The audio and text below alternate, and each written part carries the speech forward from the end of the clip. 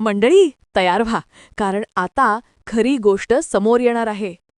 आजचा प्रसंग इतका नाट्यमय, भावनिक आणि थरारक आहे की व्हिडिओ शेवटपर्यंत बघा आणि लाईक सबस्क्राईब नक्की करा.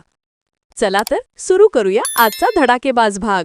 मंडळी, आनंद निवासातल्या वातावरणात आज एक अजब शांतता आहे, पण या शांततेच्या मागे एक मोठं गुपित धडधडतंय. नंदिनी आपल्या खोलीत बसलेली, चेहऱ्यावर काळजी, मनात वादळ. तेवढ्यात काव्या हळूच आत शिरते. ताई, काय करतेस ग? तिचा आवाज मृदू पण काळजीने थरथरलेला. नंदिनी वर बघते, नजरेत वेदना.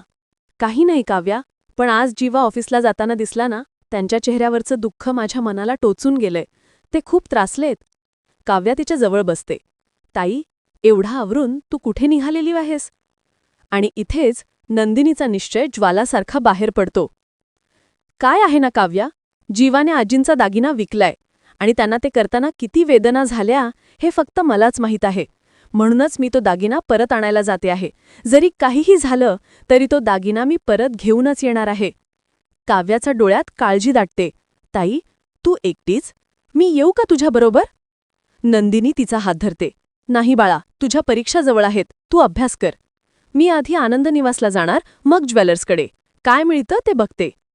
काव्या खोल श्वास घेते. तिचा आवाज शांत पण वास्तव सांगणारा. ताई, मुद्दा दागिन्याचा नाही. घरातले लोक दुखावलेत, कारण जीवाने केलेल्या गोष्टी तो सगळ्यांपासून लपवतोय. हे सगळं लपवण्यामुळे झालंय. ताई, तू समजून घे. नंदिनी थोडा वेळ स्थिर राहते, मग तिचा चेहरा पुन्हा निर्धाराने उजळतो. म्हणूनच तर मला हे सगळं नीट करायचं आहे काव्या. मला घर, जीवाचं मन आणि दागिना सगळं आपल्या जागी परत आणायचं आहे. काव्या उठून तिला मिठी मारते. ताई, होईल सगळं ठीक. तू आहेस ना, सगळं व्यवस्थित करशील. नंदिनीही हलकं हसते, पण तिच्या डोळ्यात एक स्पष्ट ज्वाला. न्याय, जबाबदारी आणि प्रेमाची. मी निघते आता.